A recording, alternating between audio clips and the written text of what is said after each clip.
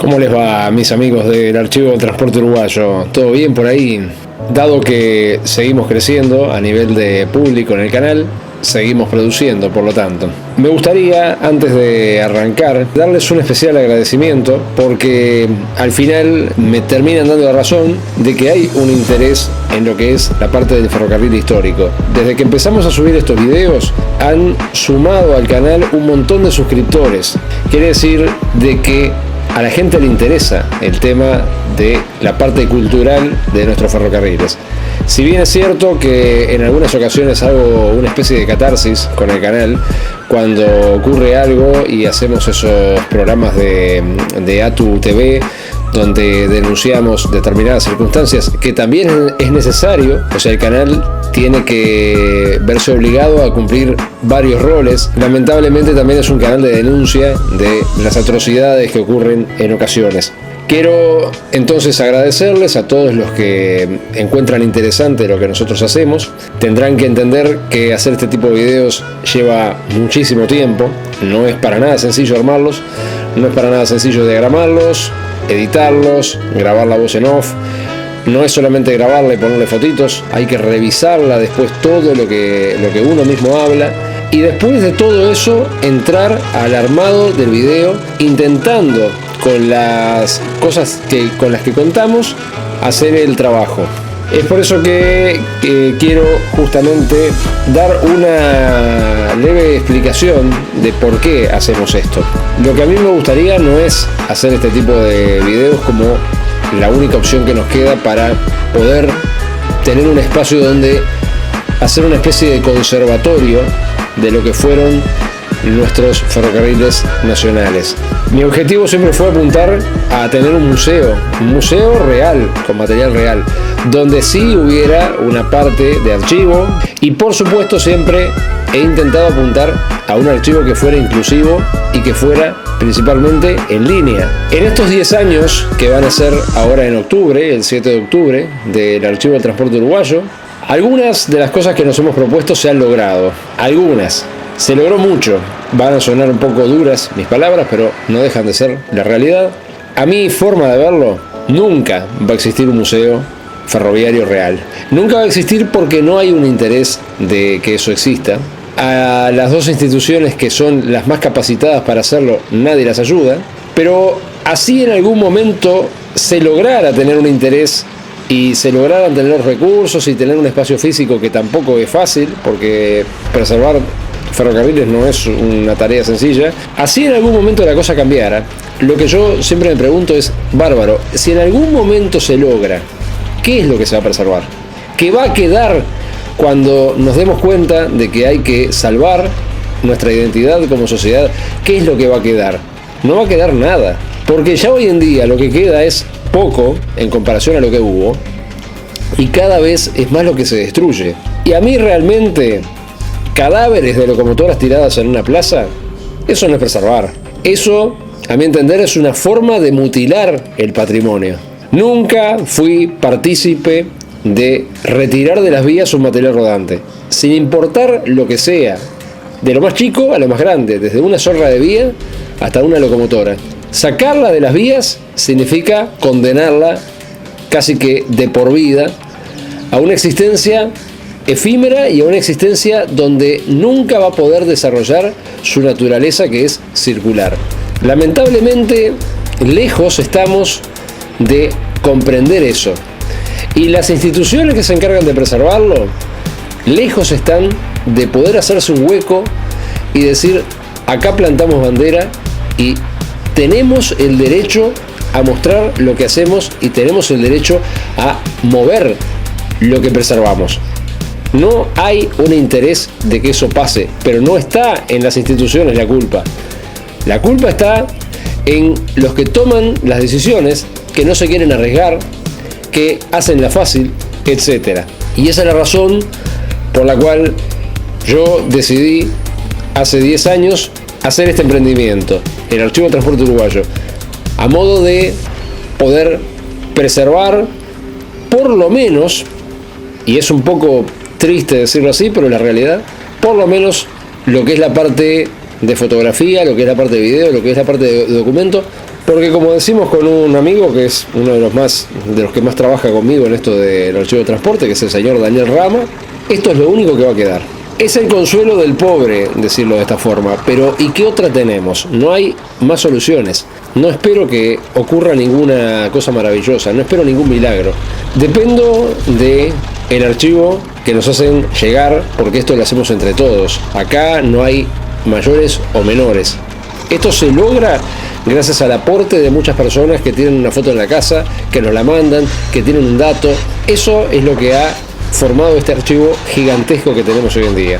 En el caso de lo que es nuestro trabajo, de este museo virtual, que es el Archivo del Transporte Uruguayo, sea por el índole que sea por nuestro canal de YouTube, sea por nuestras historias, sea por nuestro grupo de Facebook, que es Ferrocarriles Uruguayos, entre paréntesis, ATU, o sea por cualquier tipo de video, evento o lo que sea que intentamos hacer, es una manera de agrandar este museo virtual.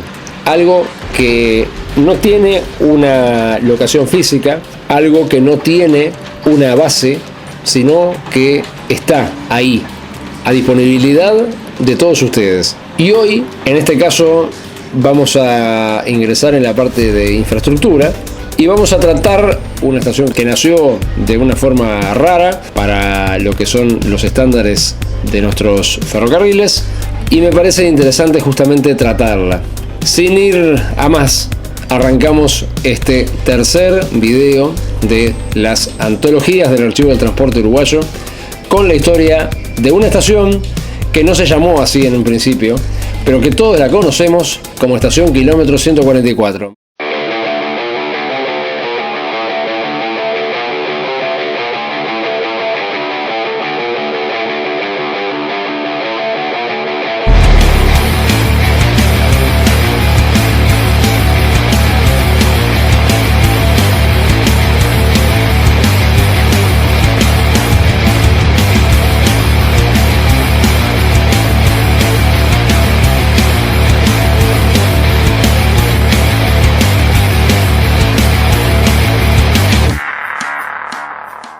La estación, como ya les dije, se llamaba Kilómetro 144. Ahora, ¿y si les digo que no estaba siquiera ubicada en el kilómetro 144 de la línea? Sí, exactamente. La estación en realidad está ubicada en el kilómetro 142,877 de la línea al este. Pero hay otro tema referente al nombre, y es que esta estación en particular, el nombre Kilómetro 144, es el nombre con el que se la conoció luego de que los ferrocarriles fueron fusionados. Sin embargo, su nombre real no lo sabemos. O sea, el nombre original. Estamos hablando que cuando esta estación se construyó, se tomaba en cuenta el kilometraje desde la estación Víctor Sudriers actual, o sea, en aquella época estación Empalme Olmos, hasta la estación Maldonado. Quiere decir que si nosotros nos fijamos en eso, el nombre original de la estación sería Estación Kilómetro 102. Sin embargo, a la actualidad no tenemos ningún dato que afirme que se llamaba así. Es casi que evidente que ese era su nombre original si se toma en cuenta de que nunca tuvo otro nombre que no fuera el nombre del kilómetro. Pero no tenemos tampoco nada que nos diga que sí, que afirmativamente ese era su nombre. Es una estación poco común, pero no solamente por el nombre en todo caso es lo de menos, sino todo lo demás. La línea al este se transformó en un enorme problema. Hubieron varios intentos de crearla. Cada uno de esos intentos apuntaba a un proyecto distinto en realidad. Se puede decir a grandes rasgos que la construcción de los ferrocarriles al este está dividida en tres etapas. La primera etapa es desde el año 1890 al año 1892, una etapa muy corta. Esta etapa fue conocida bajo el nombre de Uruguay Great Eastern Railway. Si eso nosotros lo traducimos literal al español, la traducción de ese nombre sería Gran Ferrocarril Uruguayo del Este. Sin embargo, la traducción que se le dio acá al español no tenía absolutamente nada que ver con esto y se lo tradujo como Ferrocarril Uruguayo del Este Sociedad Anónima. Ven que no es una traducción literal, pero es la traducción que la empresa le imponía. En ese periodo, lo que se construye es desde donde hoy en día está la estación Víctor Sudriers, que en aquel entonces se conocía como el Empalme Olmos. El hecho de llamarle Empalme Olmos era porque ahí se bifurcaban dos grandes líneas. La estación pertenecía al UGER, o sea, al Uruguay Great Eastern Railway, pero era usufructuada también por el Ferrocarril Central, ya que parte de la vía se extendía desde ahí hasta Minas. No vamos a tocar ese tema porque es totalmente ajeno a lo que estamos tratando, pero es bueno aclararlo. Esa primera etapa de esta línea, el UGER, llegó a construir desde la estación Empalme Olmos hasta la estación La Sierra, en esos 2 años, 1890 a 1892. Las estaciones que se construyeron en este periodo fueron: la primera, que era Empalme Olmos, Jorge Sosa Díaz, Las Toscas, que después se llamaría Atlántida, la estación Mosquitos, que con cambio de trazado mediante pasaría a llamarse después La Floresta, Las Flores, kilómetro 29, que en algún momento pasó a denominarse como estación La Sala, Piedras de Afilar y finalmente La Sierra. Cuando se llega a La Sierra, la empresa, o sea el UGER, se funde, da quiebra y se termina su historia. Debieron pasar algunos cuantos años para que ese abandonado proyecto, porque la línea quedó totalmente abandonada, no corría nada, tuviera una nueva vida. Fue cuando la adquiere a la concesión un señor llamado Percival Farquhar. En el año 1907 reformula la empresa y pasa de llamarse Uruguay Great Eastern Railway a llamarse Uruguay East Coast Railway, Ferrocarril Uruguayo del Este. En este nuevo periodo de la empresa, que comprende los años 1908 a 1910, se logra proseguir la construcción de la misma, y las estaciones que nacen gracias a esto son Balneario Solís, Las Flores, Parada kilómetro 66, Pan de Azúcar, Repecho, Abra de Perdomo, San Carlos y Maldonado. Hago una aclaración: la estación San Carlos que nombramos aquí no es la San Carlos que fue después. Hubieron 2 estaciones San Carlos. Este señor, Percival Farquhar, no fue la única empresa que adquirió y logró hacer avanzar en el Uruguay entre este periodo comprendido entre 1907 y 1910. El ferrocarril llegó a Maldonado en el año 1910, como ya dije, pero a la par de esto se construyó entre el año 1909 y aproximadamente el año 1914 una segunda empresa que nada tenía que ver con el Uruguay Eastern Railway Company. A la segunda empresa a la que me refiero es una empresa que comenzó como un proyecto faraónico. Hoy en día es muy común que se hable del puerto de aguas profundas en La Paloma. Esto no es de ahora, es un proyecto que se venía trayendo desde hace muchísimos años. Este señor Farquhar lo que pretendía era, utilizando el puerto de La Paloma, hacer ahí un puerto de aguas profundas y utilizar el mismo para sacar toda la producción del sur de Brasil, que en aquel entonces no contaba con un puerto de ultramar, por La Paloma. Por supuesto, para hacer eso tenían que tener una enorme conexión ferroviaria. Y esta segunda empresa de su propiedad fue conocida con un nombre bastante sencillo. Se llamaba simplemente Uruguay Railway. Así nomás, a secas. Ferrocarril Uruguayo sería la traducción al español. Esta empresa comenzó sus actividades en La Paloma y extendió sus vías hasta el lugar donde se emplazaría posteriormente la estación Rocha. Pero en el año 1914, el imperio Farquhar, no acá en Uruguay, sino en París, que era donde estaba radicada la empresa, da quiebra y todo el proyecto fracasa. La quiebra no corresponde en lo absoluto a algo que tenga que ver con el Uruguay en sí. Fue una quiebra por razones totalmente ajenas al país. Pero por supuesto, en este caso, que los emprendimientos que existían aquí de esa índole eran emprendimientos chicos, fueron totalmente perjudicados. Esto ocasiona que las dos empresas de este personaje, Percival Farquhar, quedaron totalmente muertas. En el caso particular del ferrocarril que se había llegado a construir entre Rocha y La Paloma, se dio un caso bastante atípico, y es que la empresa Orenstein & Koppel, empresa conocidísima en Uruguay porque era una empresa fabricante de material rodante, que también se dedicaba a construir ramales, al encontrarse solamente con deudas y previendo que no le iban a pagar un peso por lo que habían hecho entre Rocha y La Paloma, decidió hacer algo bastante ilógico. Empezó a operar ella misma el servicio entre Rocha y La Paloma. Esto lo hacía con 2 locomotoras americanas construidas por la firma Baldwin, que habían llegado para ese ferrocarril, pero que nunca se habían puesto en servicio porque había sido construido ese ferrocarril con una locomotora de maniobras, una maquinita chiquita del fabricante Kurt Stewart. Esto significa de que el ramal entre Rocha y La Paloma nunca tuvo una inauguración oficial, porque empezó a operar de forma furtiva. El hecho es que al quedar estas 2 compañías en la bancarrota, tanto el trazado que iba desde Empalme Olmos a Maldonado como el trazado que iba entre Rocha y La Paloma, era necesario que alguien se hiciera cargo de este muerto. El tema era quién. Los ferrocarriles ingleses no tenían ningún interés en apropiarse de esto, no lo veían rentable. Sin embargo, esto tenía sí un interés social.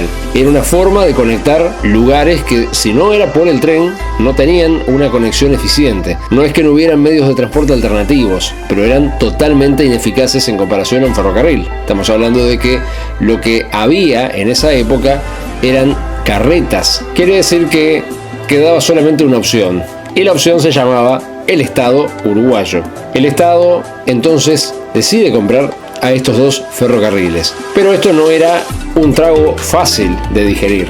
Al fundirse Farquhar, y como sus empresas, incluida la Uruguay Railway que acabo de nombrar, o sea el ferrocarril entre Rocha y La Paloma, esta empresa junto con la otra, y además de todas las que tenía a lo largo del mundo, no solamente operaba en Uruguay, americano, se pueden imaginar, estas empresas estaban radicadas en la ciudad de Mainz, en Estados Unidos, y era justamente la justicia americana la que se encargaba de los trámites respectivos. El asunto de la Orenstein & Koppel operando de forma ilegal el trayecto entre Rocha y La Paloma se terminó en enero de 1915. Hay que aclarar que acá ya estaba la Primera Guerra Mundial en todo su apogeo. Pero como la empresa había estado radicada en la ciudad de Mainz, en Estados Unidos, como ya expliqué, en enero de 1915 viene la justicia americana, a la Orenstein & Koppel la sacan como chicharra de un ala, pero la deuda era real. La Orenstein & Koppel había hecho un trabajo y no había cobrado por su trabajo. Está bien, tenían razón, querían cobrar lo que les correspondía, pero no era explotando ellos la línea de forma ilegal la forma de cobrarse lo que se les había adeudado. Orenstein & Koppel entonces hace un juicio basándose en que el contrato de construcción que ella tenía le daba una garantía hipotecaria sobre la línea. Quiere decir de que se podía quedar con la infraestructura, en otras palabras. A pesar de que Orenstein & Koppel fue expulsada de la explotación ilegal de la línea, pasa ahora a ser el acreedor hipotecario, dándole la potestad a la firma Orenstein & Koppel de rematar los bienes de la línea si así lo hubiera querido. Es por eso que la justicia americana lo que hace es enviar agentes al Uruguay a tratar de venderle las 2 líneas al Estado uruguayo. Pero esto llevaría su tiempo y las gestiones se iban a extender desde el año 1915 hasta el año 1917. La razón por la cual se había demorado tanto era justamente por la hipoteca que tenía Orenstein & Koppel sobre la línea. En este caso era sobre la línea Rocha-La Paloma, no sobre la línea entre Empalme Olmos y Maldonado. El Estado uruguayo en realidad estaba interesado en comprarlas, porque si el Estado uruguayo no se hacía cargo, nadie se iba a hacer cargo y era algo que ya estaba construido. No había necesidad ninguna de abandonar una obra de este calibre. El problema era claro, el Estado estaba interesado en la compra de la línea, pero ¿quién se hacía cargo del muerto? O sea, ¿quién pagaba toda la deuda? Porque no era solamente comprar a los 2 ferrocarriles fundidos, era financiar la deuda con todos los que, al igual que Orenstein & Koppel, no habían cobrado un peso. Esto se intentó resolver en Estados Unidos, pero el lío fue entre los representantes, o sea, los jurados americanos, con la firma Ornstein & Koppel. Pero acá ocurrió otra cosa. Es que en el año 1917, Estados Unidos entra en la Primera Guerra Mundial y ahí no podían negociar, o sea, el Estado americano no podía negociar con empresas que estuvieran vinculadas con Alemania.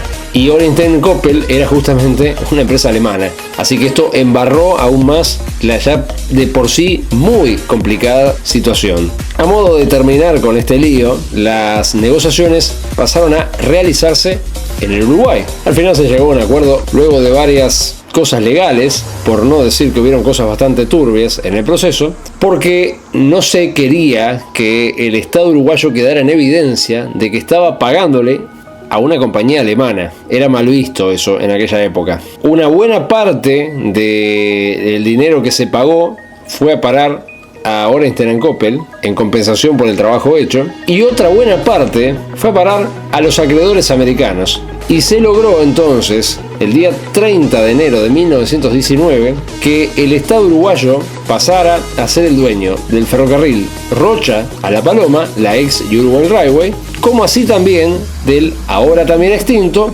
el Uruguay East Coast Railway Company Limited, siendo de ahora en más las dos compañías de su propiedad. Pero acá se da un pequeño gran problema, que es la razón que nos involucra en este video. En el caso de la primera empresa, la ex Ferrocarril Uruguayo del Este, esta empresa tenía vínculo con el Ferrocarril Central. En la estación Empalme Olmos, las vías estaban conectadas con las vías del Central. Si bien en este entonces la situación política entre el Estado uruguayo y el Ferrocarril Central era bastante delicada, en el sentido de que el Central le cobraba cuantiosas sumas de dinero al Estado uruguayo para poder utilizar sus vías para circular con material rodante del Estado, por en caso de que tuvieran que mover alguna cosa sobre las líneas del Central. En el caso de la otra línea, o sea, el ferrocarril entre Rocha y La Paloma, estaba totalmente aislado. Estamos hablando de que ese ferrocarril contaba con 3 locomotoras, que eran las 2 locomotoras Baldwin, que había utilizado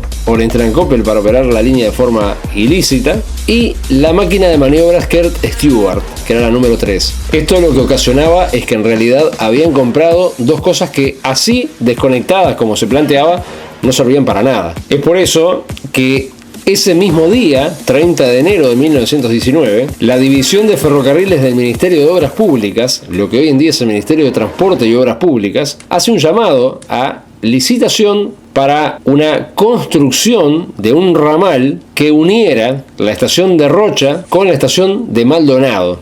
O sea, en otras palabras, que juntara a estas dos hermosas empresas que había comprado el Estado uruguayo, que así separadas era poco la utilidad que podían llegar a tener. Este trabajo, vale aclarar, fue adjudicado a la empresa Emilio Berlán y compañía. Hoy en día tal vez no sepan quién era, pero era una empresa constructora muy importante en aquella época. Había una insignificante diferencia entre las dos empresas de 70 kilómetros, que era lo que separaba a la estación de Rocha de la zona más cercana de la vía a Maldonado, desde donde se podría construir un empalme hacia dicha localidad. Por medio de un decreto del Consejo Nacional de Administración, que estaba fechado el día 10 de marzo de 1920, se encomendaba provisoriamente a la existente Administración Nacional de Tranvías y Ferrocarril del Norte,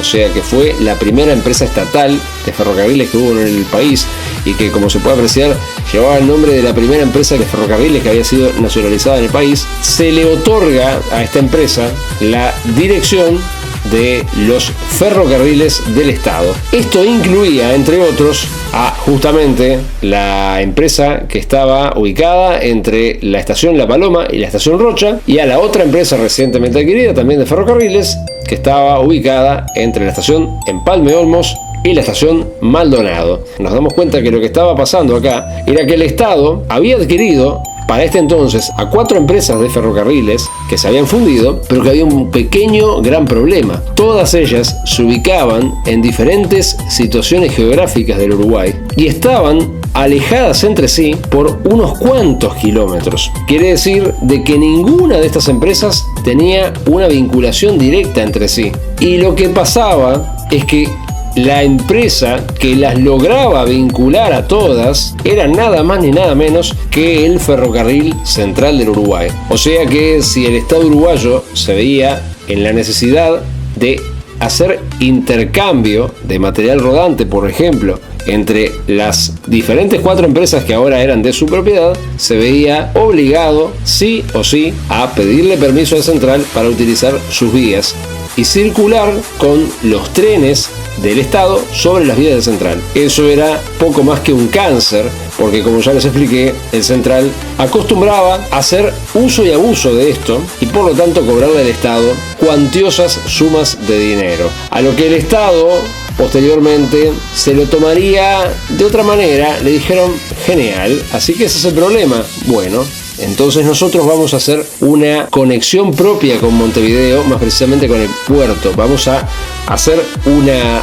segunda entrada a Montevideo que no tenga que depender de la línea central del ferrocarril central, justamente para poder ingresar a Montevideo. Eso fue lo que ocasionó de que el Central tomara en cuenta este pequeño gran problema que se le podía presentar y dijo, bueno, vamos a hacer una cosa. Ustedes no construyen esa segunda entrada paralela a Montevideo y nosotros nos bajamos del caballo con lo que le pedimos cada vez que quieran utilizar nuestras líneas. Hicieron un acuerdo donde ambos salieron ganando. El Central no iba a tener un competidor tan directo y el Estado ahora iba a poder trabajar un poco mejor. Pero esto fue recién en el año 1934, o sea, nos estamos adelantando bastante en el tiempo respecto a lo que estamos hablando acá. Lo aclaro porque fue la razón que permitió al Estado manejarse con un poco más de libertad.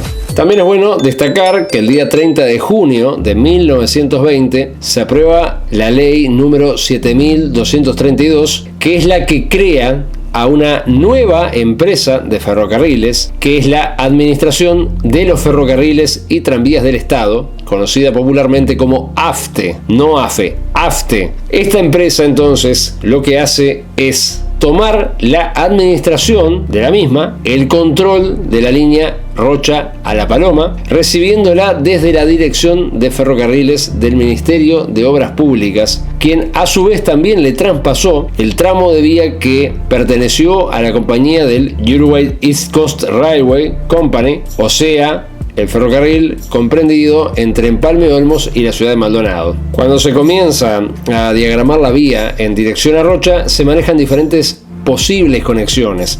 No se sabía exactamente desde dónde iban a sacar el empalme desde la línea entre Empalme Olmos y Maldonado para poder conectar con la empresa del ferrocarril entre Rocha y La Paloma. Algunos de los proyectos que se manejaban era la de realizar el empalme en la estación San Carlos, la que se encontraba a 2 kilómetros de la ciudad homónima. También se habló de la estación Abra de Perdomo, pero esas ideas fueron descartadas y lo que ocurre finalmente es que se decide realizar una nueva estación. Esta nueva estación iba a estar ubicada en un lugar cercano a la estación San Carlos, relativamente cercano, era bastante cerca una de la otra. Lamentablemente, y como dije al comienzo de este video, no sabemos cómo se llamaba esta estación. Probablemente el nombre fuera Kilómetro 102, pero no sabemos cómo se llamó en un principio y después les voy a explicar el porqué el cambio de nombre. Esta nueva estación, que es justamente la que trata este video, sería donde se realizaría el empalme finalmente para poder conectar desde esa nueva vía que había que construir desde ese empalme con la estación Rocha. Quiere decir que la nueva estación, la función que iba a cumplir era justamente una estación empalme. Era necesario que tuviera personal porque era el personal de esta nueva estación el que se tenía que encargar de manipular las agujas para direccionar a los trenes que seguían hasta Maldonado y direccionar a los trenes que irían hacia Rocha cuando la línea estuviera construida totalmente. Esta nueva estación era bastante curiosa, distinta a las demás, ya que la disposición de los desvíos y los andenes era bastante atípica, tal cual había sido adjudicada por la licitación pública del 30 de enero de 1919, que era justamente esta empresa que yo les nombré, Emilio Berlán y compañía. Fue entonces esta empresa la que construye el ramal entre la nueva estación, y por lo tanto deducimos que también fue la que construyó a esta nueva estación que nosotros sospechamos se llamaba kilómetro 102, pero vuelvo a repetir, tomen eso con pinzas porque nosotros no tenemos el dato exacto de que ese era su nombre. La misma se encontraba, como ya dije, dentro de lo que eran las cercanías de la ciudad de San Carlos, y cuando la línea comienza a extenderse rumbo a Rocha, bordea al pueblo San Carlos. Es acá cuando ocurre otro hecho interesante que también es bueno destacarlo. Se decide entonces que la estación San Carlos, ahora que la línea se iba a rectificar más en dirección al pueblo, tenía que cambiar de ubicación. Se iba a eliminar la estación San Carlos que se conocía hasta este entonces y se iba a construir una nueva que estaba en el pueblo y no a 2 kilómetros como estaba la otra, que estaba realmente en la mitad de la nada. La nueva estación San Carlos se llamó simplemente San Carlos, pero la vieja estación San Carlos, a diferencia de lo que se pretendió en un principio, que era eliminarla, por alguna razón que desconozco, se mantuvo. Como no podían haber dos estaciones con el mismo nombre, se optó por una solución muy sencilla. La nueva pasó a ser Estación San Carlos, oficial, y la vieja pasó a llamarse oficialmente Estación Ex San Carlos, nombre que llevaría de aquí en más por el resto de su vida. Tal es así que hasta el cartel de la estación decía Ex San Carlos. El tramo nuevo de la línea, o sea, lo que conectaba la nueva estación a Empalme, se construyó de apartes y por lo tanto fue inaugurado también de apartes. El primer tramo fue habilitado el día 16 de mayo de 1927 y conectaba a esta nueva estación, kilómetro 102, con una nueva estación que se llamó Garzón, ubicada justamente en el pueblo Garzón. Ese día corrió un tren oficial remolcado por una de las locomotoras Hunter Leslie, que pertenecía a la Administración de Ferrocarriles y Tranvías del Estado, o sea, AFTE, que iba totalmente ornamentada para la ocasión, luciendo un escudo de bronce de los ferrocarriles del Estado en la parte superior de la tapa de la caja de humos de la locomotora. También es interesante destacar que este tren oficial estuvo compuesto, además de varios salones, por un salón que le vamos a dedicar un video porque realmente tiene una historia bastante peculiar, que era el número 508, un saloncito que había pertenecido al Central Uruguay Railway. El Central lo había vendido y era propiedad, y es interesante destacar esto, del Ministerio de Obras Públicas. No era propiedad ni del Central, o sea, el Central lo había vendido, pero ahora no era propiedad ni del Central ni tampoco de AFTE. Era el Ministerio de Obras Públicas el dueño de este saloncito. Obviamente que era AFTE la que se encargaba de moverlo para un lado y para el otro, pero acá estaba presente porque justamente en todo este tipo de situaciones donde se inauguraba algo y demás,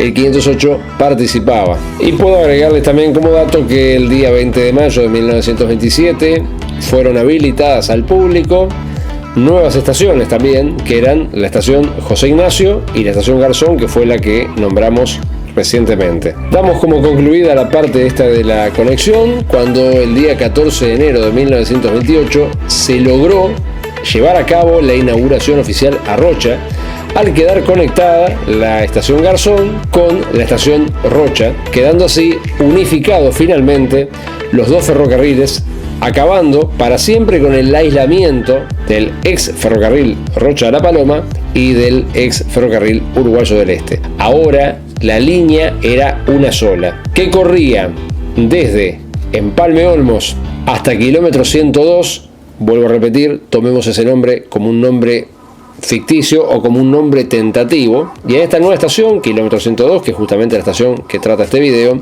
era donde se abrían los dos ramales, el ramal que iba a Maldonado y el ramal que seguía hasta conectar con Rocha.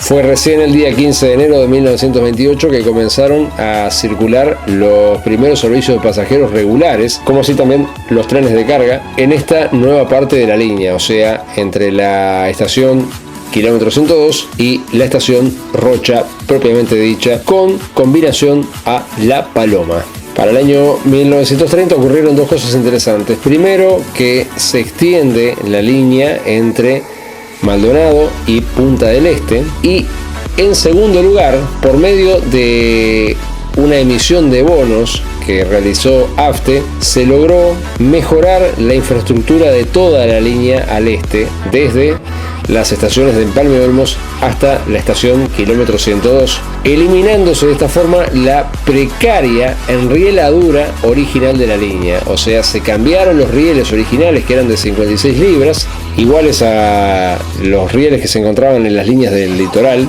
y se pasaron a rieles de 80 libras. Esto lo que justificaba era el aumento del peso del material rodante. Se podía circular con locomotoras más pesadas y en trenes más pesados, porque ahora las vías eran preparadas para un peso mayor. Los nuevos rieles que fueron colocados eran de origen americano, construido por la afamada firma Carnegie. Y antes de entrar a explicar lisa y llanamente la estación que nos compete en este video, como ya les aclaré antes, existió un convenio en el año 1934 entre el Ferrocarril Central y AFTE para que se terminara el asunto de cobrarle un canon por el uso de las vías del Central. Y además, por otra cosa, como expliqué en el video anterior, ese año fue que los coches motores de los ferrocarriles y tranvías del Estado, o sea de AFTE, empezaron a poder salir directamente desde la estación central de Montevideo, ya que los coches eran arrendados al Central. Esto es interesante porque cuando ocurrió esta maniobra, la AFTE comenzó a tomar como que el punto de inicio de la operativa, o sea, se dejó de tomar la estación Empalme Olmos como que ahí empezaba la línea al este, sino que empezaron a tomar como punto de partida la estación del propio Ferrocarril Central. Tan grande fue este cambio que cambiaron todas las numeraciones de los kilómetros de la línea al este y también del resto de las líneas que tenía el ferrocarril estatal. Es por eso que en el caso de la estación kilómetro 66, que ya la nombré en este video, la misma pasó a denominarse como estación kilómetro 110. Y en el caso de la estación que nos interesa en este video, pasó de llamarse con ese nombre que nosotros suponemos que era el kilómetro 102 a llamarse kilómetro 144. Esto se debía a que se empezaron a tomar los 44 kilómetros entre la estación central y la estación Empalme Olmos, y por eso es que desde aquí en más vamos a llamar a la estación que nos interesa en este video como kilómetro 144, a pesar de que nosotros no sabemos si el nombre original era kilómetro 98, kilómetro 100 o kilómetro 102, y tampoco sabemos por qué se la llamó kilómetro 144, cuando en realidad, como ya dije, está ubicada en el kilómetro 142.800, o sea que en todo caso sería kilómetro 143 si se quisiera redondear, o kilómetro 142. Pero no les sabría decir. El nombre con el que se pasó a conocer desde el año 34 en adelante fue kilómetro 144. Y ahora vamos a meternos de lleno en esta estación. Kilómetro 144, como ya les dije, no era una estación del todo normal. Era bastante rara en comparación al resto de las estaciones de la línea. La altitud sobre el cero del puerto de Montevideo está ubicada en los 14,95. La estación contaba con un pequeño edificio de estación. Ese edificio de estación tenía un galponcito al costado y contaba con 3 tornos. Cada torno accionaba una de las 3 posibles señales de avanzada. Los tornos en la base, donde estaban agarrados, que eran literalmente vías, o sea, rieles viejos que se habían sacado, sobre los laterales tenían una inscripción que indicaba qué señal controlaba cada uno de los tornos. La primera de ellas decía Abra de Perdomo, la segunda decía Maldonado y la tercera decía San Carlos. Era raro ver esto, más que los tornos, como el edificio era tan insignificante, los tornos tornos estaban ubicados en unas bases afuera del alero de la estación. Normalmente los tornos estaban ubicados abajo del alero por el tema del clima, para no mojarse la persona que tenía que operarlos. Bueno, en este caso no era así. En el caso del andén del medio, que era un andén doble, un andén del tipo isla, contaba con una pequeña estructura, un edificio de insignificante tamaño.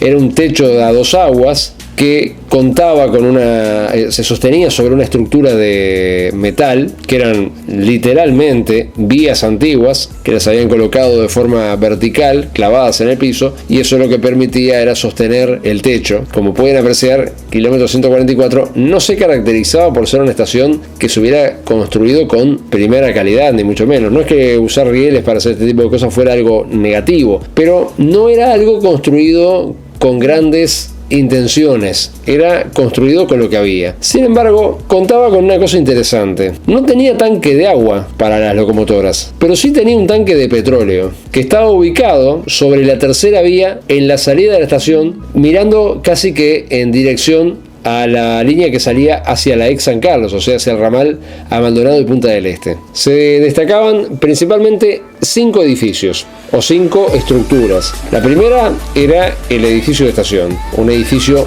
diminuto. Si no es el edificio más chico de estación que existió en Uruguay, anda ahí. La segunda era el techo andén entre las vías, o sea, entre la vía 2 y 3. La tercera era el cuarto de baño del jefe de estación, cosa importante. La cuarta era la casilla de peones relevantes. Y la quinta, como ya dije, era el tanque de agua. Además de esto, la estación contaba con 10 agujas de cambios. Bastante para una estación de tan poco tamaño, pero era evidente por la utilidad que brindaba la estación. Era una estación empalme, como lo era Piedrasola, como lo era Tres Árboles, como lo era Algorta, como lo era la estación Sayago, acá en Montevideo, etc. Tenía señales bastante peculiares. Las señales de ingreso a la estación ya de por sí eran bastante raras. Tenía discos P, que es una señal utilizada para indicar a los maquinistas que la señal próxima es de plataforma.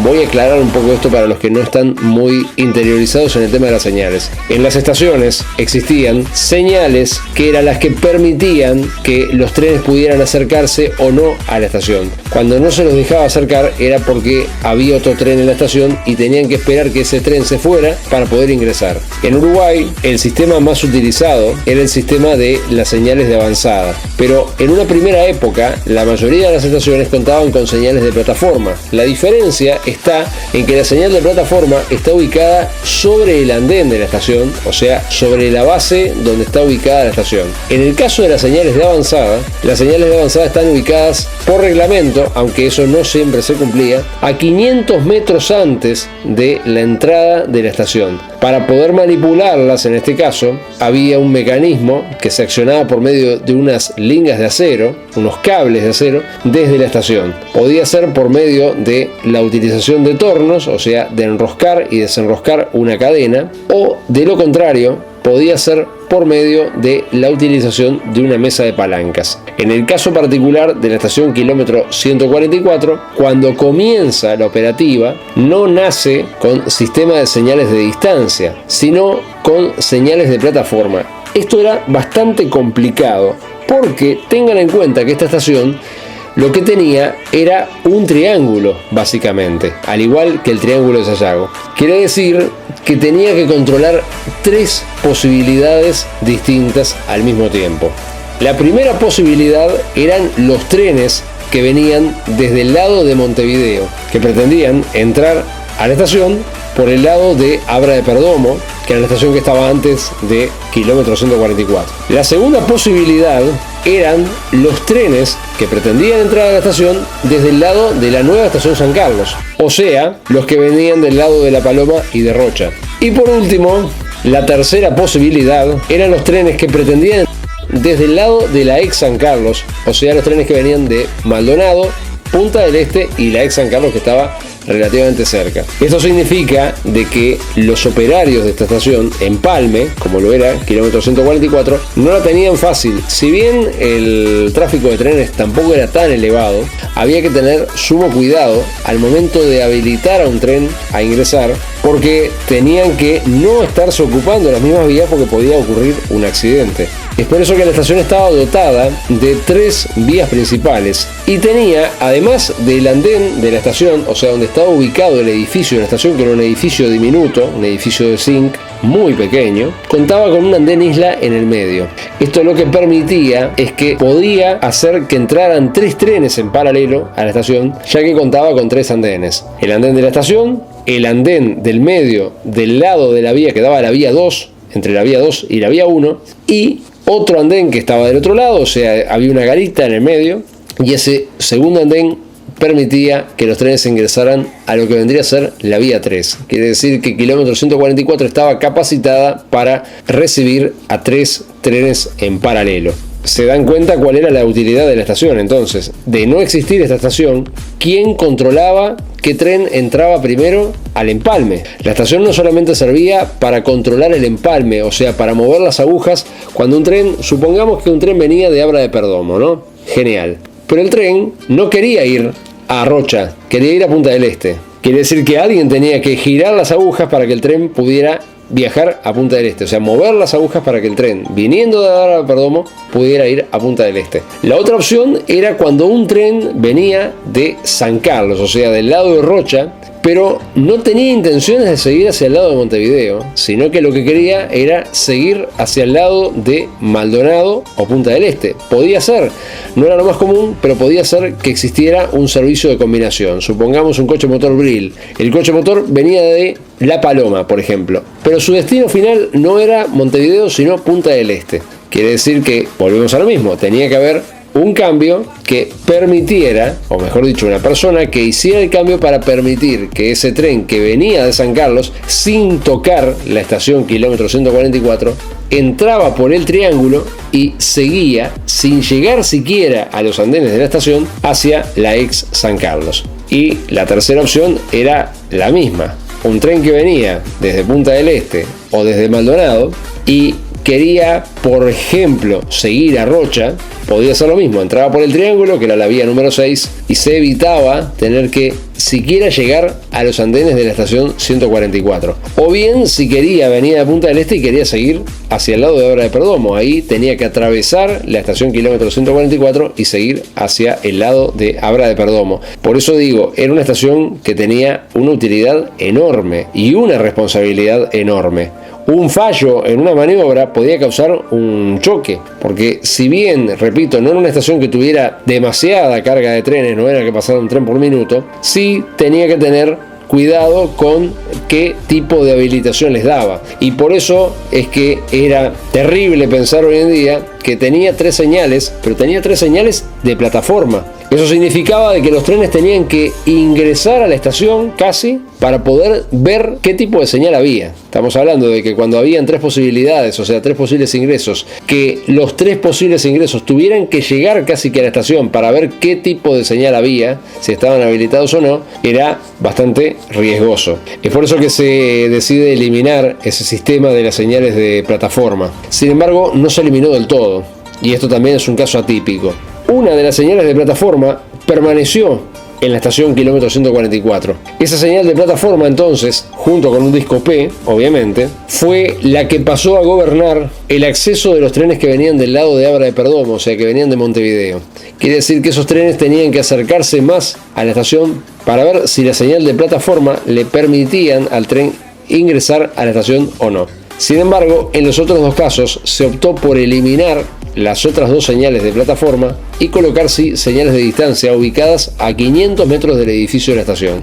La primera señal de distancia era la que gobernaba el acceso desde San Carlos a la estación kilómetro 144. Pero no solamente eso, también tenía que indicar si el tren podía seguir sin ingresar a kilómetro 144, seguir por el empalme, o sea, seguir por el triángulo y ir directamente desde la línea a San Carlos a la línea a Maldonado y Punta del Este. Y evidentemente la tercera señal de distancia está ubicada en la otra línea. Era la señal de distancia que gobernaba los trenes que venían desde Punta del Este y Maldonado para o bien permitirles ingresar a la estación kilómetro 144 o bien permitirles seguir de largo y irse para el lado de Rocha y La Paloma. Como verán, no es una estación normal, es una estación bastante atípica, que como ya dije, no tenía tampoco un tráfico de pasajeros enorme, o sea, no era tampoco tan complicado, pero sí tenía que saber qué trenes venían de cada lado y priorizar a ver cuál entraba primero a la estación para evitar un descarrilo o un choque. Aunque no era tampoco la única utilidad que tenía la estación kilómetro 144. Ahora vamos a explicar también cómo se lograba llegar hasta esta estación, por si a alguno le interesa ir. Si se va desde la estación Abra de Perdomo, hay que tomar la ruta que va desde Abra de Perdomo a San Carlos, desde que la línea se separa de la carretera. Hay que contar 4 entradas de balasto. La cuarta entrada es la que lleva a un camino en el que hay que doblar a la derecha yendo en dirección norte en el primer camino de balasto que corta a la misma. Recordar que este camino nos lleva aproximadamente 1 kilómetro antes de kilómetro 144, por lo que hay que caminar por la línea para llegar a la misma. No existen caminos que nos lleven directamente hasta la estación. Si se va desde el lado de la ex estación San Carlos, hay que tomar la carretera en dirección oeste.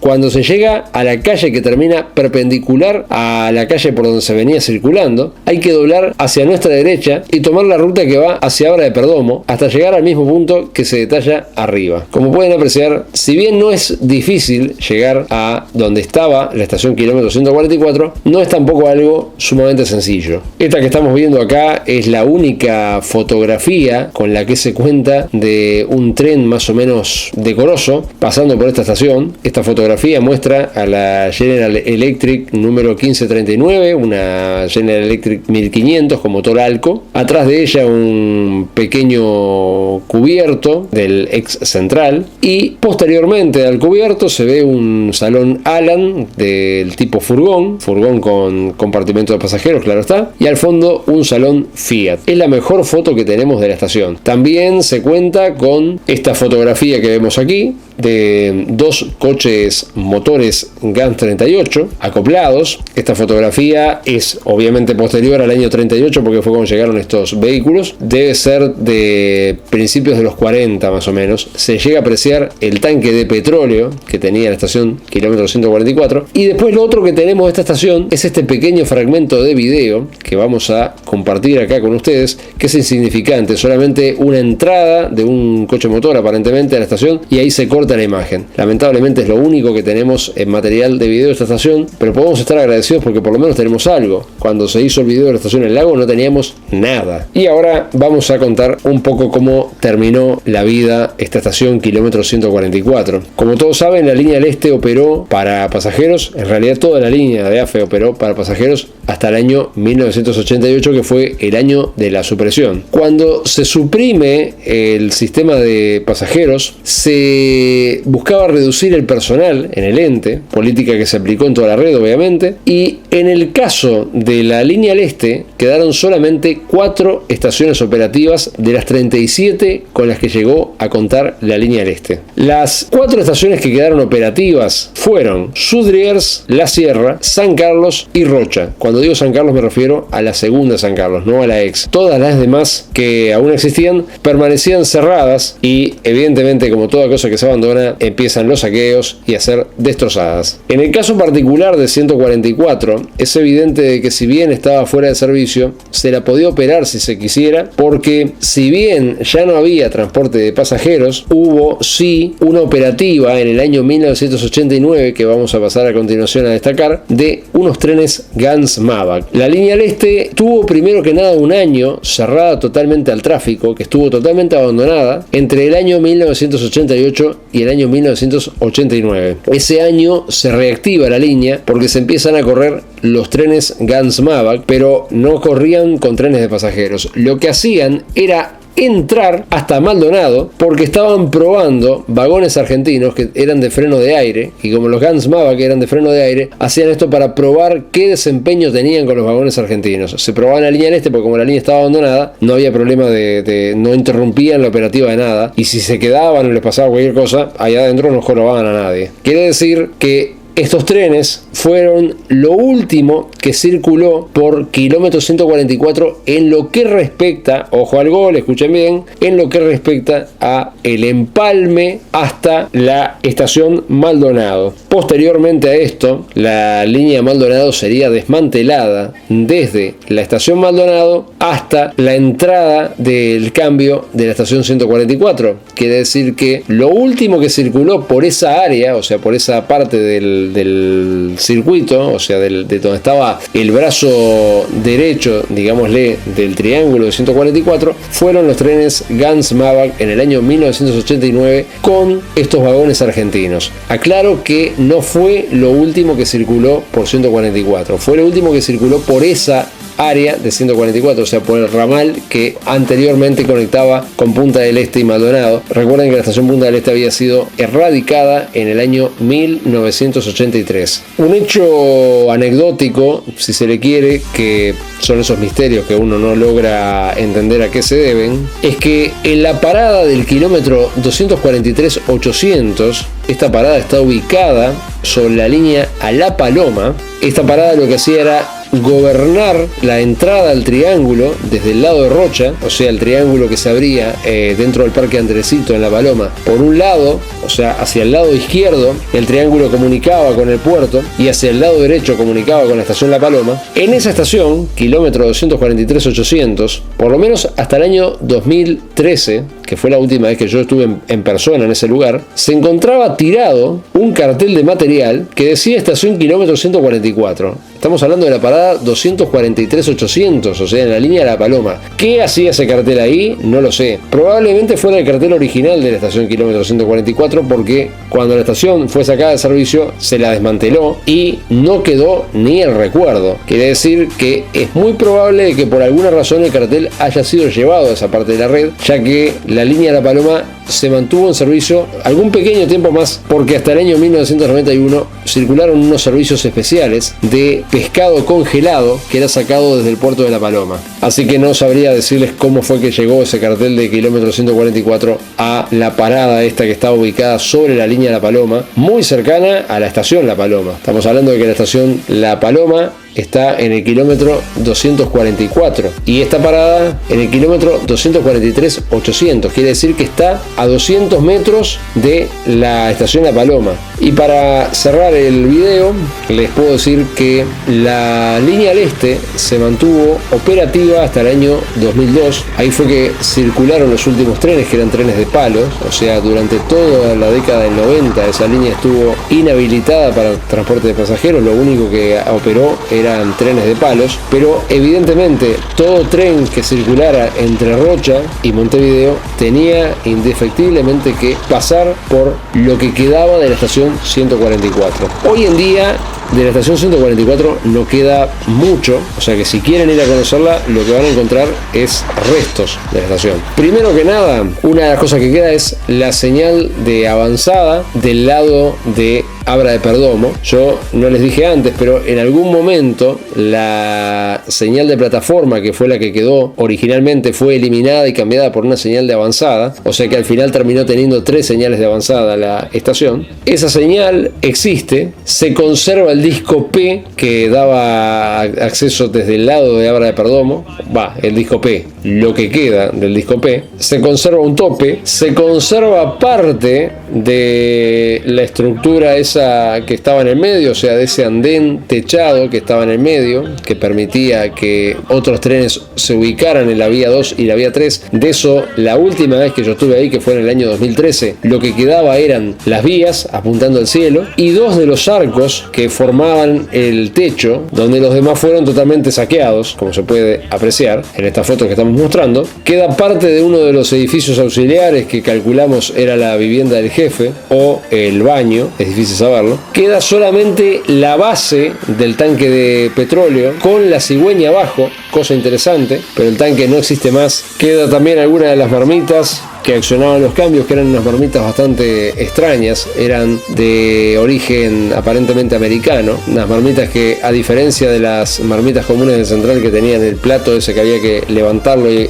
moverlo hacia el lado contrario, en este caso la marmita era del tipo giratorio. Y por último, sobre lo que alguna vez fue el andén de la estación, lo que queda, tal vez como un vestigio más interesante de ver, son 6 rieles ubicados de a pares, que eran los que sostenían, o sea, vendrían a ser las bases de los 3 tornos que operaban las 3 señales de avanzada de los 3 posibles ingresos distintos que tenía esta estación de sus trenes. Esto es todo lo que queda de kilómetro 144. Estación por demás interesante, porque ya les digo, es una estación bastante atípica, pero no por eso lejos de ser una estación interesante. Una estación que no nació por una necesidad de transportar pasajeros o de transportar carga, por eso no tenía ni galpón ni nada, pero sí era una estación interesante porque nació de una necesidad. Si no se le hacía a esta estación, era imposible hacer el empalme, y como empalme que era, necesitaba tener personal y por lo tanto se necesitaba tener una estación. Algún que otro pasajero bajaba porque esta estación figura en los horarios, quiere decir que